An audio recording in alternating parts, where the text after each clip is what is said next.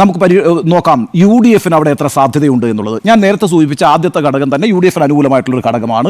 6 തവണ ആര്യാടൻ മുഹമ്മദ് അവിടെ വിജയിച്ചിട്ടുണ്ട്. ആ അർത്ഥത്തിൽ UDF വളരെ കോൺഫിഡൻ്റ് ആയി മത്സരിക്കാവുന്ന ഒരു മണ്ഡലം തന്നെയാണ് നിലമ്പൂർ. എന്ന് മാത്രവുമല്ല, ഒന്നാമത്തെ അനുകൂലമായ ഘടകം എന്താണ്? ആരാണ് UDF അവിടെ തറപറ്റിച്ചത്? PV അൻവറാണ് 2016. ആ PV അൻവർ ഇപ്പോൾ എവിടെയാണ്? PV അൻവർ ഇപ്പോൾ UDF അപ്പൊ ഉണ്ണി സാർ പറഞ്ഞു വരുന്നതിന്റെ ഗുട്ടൻസ് നിങ്ങൾക്ക് പിടികിട്ടി കാണും. ആരാണ് നിലമ്പൂരിൽ ജയിക്കാൻ പോണത് എന്നുള്ളത് വളരെ കൃത്യമാണ് അദ്ദേഹത്തിന്റെ ഒബ്സർവേഷൻ. നമ്മൾ മാധ്യമപ്രവർത്തകരെല്ലാം നിഷ്പക്ഷരായിരിക്കണം എന്ന് വിചാരിക്കുന്നൊക്കെ അബദ്ധമാണ്. അവർക്ക് വ്യക്തമായ ധാരണകളുണ്ട്, രാഷ്ട്രീയ പക്ഷപാതിത്വങ്ങളുണ്ട്. അതനുസരിച്ച് തന്നെയാണ് അവരുടെ റിപ്പോർട്ടിങ്ങും പലപ്പോഴും നടക്കാറുള്ളത്. ഈ ഒരു ചർച്ചയിൽ ഉണ്ണി സാർ പറഞ്ഞു വരുന്നതിന്റെ ആ ഒരു ഗതി, നിലമ്പൂരിൽ വരാൻ പോകുന്ന ബൈ ഇലക്ഷനിൽ എന്താണ് സംഭവിക്കുക, എന്താണ് വിജയസാധ്യത എന്നുള്ളത് ഒരു സൂചകമായി നമ്മുടെ മുന്നിൽ അവതരിപ്പിക്കുകയാണ്. എല്ലായ്പ്പോഴും ഉണ്ണി സാറ് കോൺഗ്രസിനെയോ UDF അന്ധമായി ഒന്നും സപ്പോർട്ട് ചെയ്യാറില്ല കേട്ടോ. കാര്യകാരണ സഹിതങ്ങളാണ് അദ്ദേഹം ഓരോ വിഷയങ്ങളെയും സമീപിക്കാറുള്ളത്. ഈ വിഷയത്തെയും അങ്ങനെ തന്നെയാണ് സമീപിച്ചിട്ടുള്ളത് എന്ന് തന്നെയാണ് അഭിപ്രായം. കാരണം നിലമ്പൂരിലുള്ള സാധ്യതകൾ, ഇപ്പോൾ നിലവിലുള്ള രാഷ്ട്രീയ പരിതസ്ഥിതി, മൊത്തത്തിൽ കേരളത്തിലെയും ഇന്ത്യയിലെയും പരിതസ്ഥിതി, ഇതെല്ലാം കണക്കിലെടുത്ത് അദ്ദേഹം നൽകുന്ന സൂചന ഏറെക്കുറെ ശരിയാകാനാണ് സാധ്യത. കഴിഞ്ഞ ദിവസം വെള്ളാപ്പള്ളി നടേശൻ നിലമ്പൂർ പോയൊരു പ്രസംഗം നടത്തിയല്ലോ. ആ പ്രസംഗത്തിനകത്ത് കൃത്യമായ വർഗീയ വിദ്വേഷമാണല്ലോ നിലമ്പൂരിൽ അദ്ദേഹം പ്രസംഗിച്ചത്. ഈ നിലമ്പൂരിൻ്റെ ഒരു പ്രത്യേകത എന്താ? മലപ്പുറം ജില്ലയിൽ ഹിന്ദുക്കൾക്ക് ഭൂരിപക്ഷമുള്ള മണ്ഡലമാണ് നിലമ്പൂർ എന്ന് പറയുന്നത്. 45% അവിടെ ഹിന്ദുക്കൾ. അതുകൊണ്ട് എന്താ ഉണ്ണി സാറേ, ഈ മത നേതാക്കളും സമുദായ നേതാക്കളൊക്കെ പറഞ്ഞതനുസരിച്ചാണോ ജനം വോട്ട് ചെയ്യുന്നത്? അങ്ങനെയൊക്കെ ഒരു ചെറിയ പെർസെൻറ്റേജ് ഉണ്ടാകാം, ഇല്ല എന്ന് നമ്മൾ പറയുന്നില്ല. എന്നാലും അത് ജയങ്ങളെയും വിജയങ്ങളെയും ബാധിക്കുന്ന തരത്തിൽ കേരളത്തിൽ അത്രമാത്രം വോട്ടുകളിൽ ഒരു സ്വിഫ്റ്റ് ഉണ്ടാവുന്നൊന്നും നമ്മൾ പ്രതീക്ഷിക്കുന്നില്ല. ഉണ്ടാകില്ല എന്നല്ല ഈ പറഞ്ഞതിൻ്റെ അർത്ഥം. പക്ഷെ ഈ നേതാക്കൾ പറഞ്ഞത് കൊണ്ട് ഉണ്ടാകണമെന്നില്ല. എന്തായാലും നമ്മൾ ഉണ്ണി സാറിന്റെ അഭിപ്രായം കേട്ടു. ഇനി സ്മൃതി മേഡത്തിന്റെ അഭിപ്രായം കൂടെ ഒന്ന് കേൾക്കണം. നമുക്കറിയാം എന്താണ് പറയാൻ പോണത് എന്നൊക്കെ നമുക്കറിയാം. കാരണം ഉള്ളിലിരിപ്പ് നമുക്കറിയാവുന്നതുകൊണ്ട് അതിന്റെ സൂചകം പറയാതെ തന്നെ അറിയാം. എന്നാലും കേട്ടു നോക്കാം. UDF കോട്ടയാണ് അല്ലെങ്കിൽ UDF മണ്ഡലമാണെന്ന് തെളിയിക്കുന്ന ഒരു ഘടകം തന്നെയാണ് ഇത്. അതിലൊരു UDF സ്വഭാവമുണ്ട് എന്നുള്ള കാര്യം വ്യക്തമാണ്. 2 തവണ തുടർച്ചയായി അൻവർ ജയിച്ചിട്ടുണ്ട്.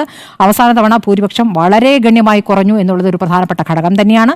ഏത് സാമുദായിക നേതാക്കളും അവിടെ വന്ന് പ്രസംഗിച്ചതുകൊണ്ട് മറ്റൊരു ഗുണവും ഉണ്ടാകാൻ പോകുന്നില്ല. ഉണ്ണിവാഷൻ പറഞ്ഞതുകൊണ്ട് ഞാൻ അതിൽ വിയോജിപ്പ് പ്രകടിപ്പിക്കുകയാണ്. ഇപ്പോൾ മകളുമായി ബന്ധപ്പെട്ട കേസിൽ എങ്ങനെയാണ് മുഖ്യമന്ത്രി അതിനോട് പ്രതികരിച്ചത് എന്നൊക്കെ കേരളം കണ്ടതാണ്. അപ്പോൾ ഇതൊക്കെ തന്നെ പ്രതിഫലിക്കും നിലമ്പൂർ ഉപതെരഞ്ഞെടുപ്പിൽ എന്നുള്ളതാണ്. ഏതെങ്കിലും കേവലമായ ഒരു കാര്യം നിലമ്പൂർ എന്നൊരു മണ്ഡലത്തിൽ ഒതുങ്ങി നിൽക്കുന്നതാകില്ല. ആ വോട്ട് എന്ന് പറയുന്നത് ഈ കേരളത്തിലെ മുഴുവൻ സംഭവവികാസങ്ങളും സർക്കാരിന്റെ വിലയിരുത്തൽ എന്ന രൂപത്തിലേക്കൊക്കെ അത് പ്രതിഫലിക്കുമ്പോൾ ഉറപ്പായിട്ടും അത് ചൂണ്ടുപലകയാകും. അത് LDF സർക്കാരിന് തിരിച്ചടിയാകുന്ന ഒരു തീരുമാനത്തിലേക്കായിരിക്കും നിലമ്പൂർ ഉപതെരഞ്ഞെടുപ്പ് ഫലം വരിക എന്ന് തന്നെയാണ് എനിക്ക് ഈ ഘട്ടത്തിൽ തോന്നുന്നത്. അല്ല, സ്മൃതി മേഡത്തിന് എല്ലാ ഘട്ടത്തിലും അങ്ങനെ തോന്നുന്നു. ഇനി ഏത് ഘട്ടത്തിലായാലും ഇതൊന്നും മാറ്റി പറയുമെന്ന് ഞങ്ങൾ പ്രതീക്ഷിക്കുന്നില്ല. എപ്പോഴും ഒരു സോഫ്റ്റ് കോർണർ UDF കോൺഗ്രസിനോടൊക്കെ ഉള്ള ഒരു മാധ്യമ പ്രവർത്തകയാണ് സ്മൃതി പരുത്തിക്കാട് എന്നുള്ളത് നമ്മൾ അനുഭവത്തിൽ നിന്ന് മനസ്സിലാക്കിയത് കൊണ്ട് മറിച്ചാകാൻ ഒരു സാധ്യതയുമില്ല. ഇനിയിപ്പോ മുതലാളിക്ക് എന്താ പറയാനുള്ളതെന്നും കൂടെ നോക്കാം. രണ്ടാമത്തെ ഒരു കാര്യം എന്ന് പറയുന്നത് അവിടുത്തെ ആദിവാസി പിന്നോക്ക വിഭാഗങ്ങളുടെ ഉന്നമനത്തിന് വേണ്ടി ഈ സർക്കാർ എത്ര രീതി പ്രവർത്തിച്ചിട്ടുണ്ട് എന്നുള്ളതായിരിക്കും അതിൻ്റെ രണ്ടാമത്തെ പ്രധാനപ്പെട്ട കാര്യം എന്ന് പറയുന്നത്. അപ്പം ഈ പറയുന്ന മലയോര മേഖലയിൽ താമസിക്കുന്ന, അതായത് വനത്തിനോട് ചേർന്ന് താമസിക്കുന്ന ഒരു വിഭാഗം എങ്ങനെ വോട്ട് ചെയ്യുമെന്ന് ചോദിച്ചു കഴിഞ്ഞാൽ ഇപ്പോഴത്തെ സർക്കാരിന് അനുകൂലമായി വോട്ട് ചെയ്യുമെന്നുള്ളത് ഞാൻ വിശ്വസിക്കുന്നില്ല. അപ്പൊ നമ്മുടെ മുതലാളിയും പിണറായി സർക്കാരിനെ തവണ കാലുവാരിയിരിക്കുന്നു. പൊതുവെ ഒരു സോഫ്റ്റ് കോർണറൊക്കെ പിണറായി വിജയൻ സാറിനോട് കാണിക്കാറുള്ളതാണ്.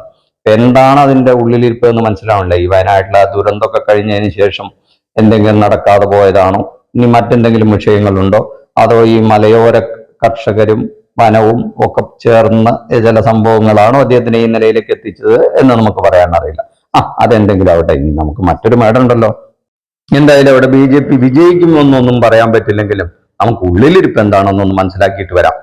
നമ്മൾ ഉദ്ദേശിക്കുന്ന രീതിയിലുള്ള ഒരു ക്ലൈമാക്സ് ഉണ്ടാകണമെന്നുമില്ല. അതായത് UDF പെട്ടെന്ന് ജയിച്ചു കയറാം, PV അൻവർ കൂടെ ഉണ്ടെങ്കിൽ പെട്ടെന്ന് ജയിച്ചു കയറാം എന്ന ഒരു രീതി അവിടെ ഉണ്ടാകുമെന്ന് ഞാൻ കരുതുന്നില്ല. കാരണം ഈശ്വരായി സുജയ മേഡം പറയുന്നതായിരിക്കുമോ ഇനി BJP-ക്കാരുടെ മനസ്സിൽ? എങ്കിൽ UDF-കാര് ശ്രദ്ധിക്കണം കേട്ടോ. ഈ ബാന്ധവും എന്ന് പറയുന്നത് ശരിയായിരിക്കും. നോക്കാം നമുക്ക്. എന്തായാലും അൻവർ സാഹിബിനെ ഈ 2 കൂട്ടർ അങ്ങനെ എഴുതി തള്ളണ്ട. ഒരു 10,000 വോട്ടെങ്കിലും വ്യക്തിപരമായി പിടിക്കാൻ ആ മണ്ഡലത്തിൽ കഴിവുള്ള വ്യക്തി തന്നെയാണ് അൻവർ സാഹിബ്. അത് തീർച്ചയായും ആ മണ്ഡലത്തിലെ വിജയപരാജയങ്ങളെ നിശ്ചയിക്കും എന്നുള്ള കാര്യത്തിലും തർക്കമില്ല. അതുകൊണ്ട് അൻവർ സാഹിബിനോട് കളിക്കുമ്പോൾ സൂക്ഷിച്ചു കളിക്കണം എന്നേ 2 കൂട്ടരോടും പറയാനുള്ളൂ.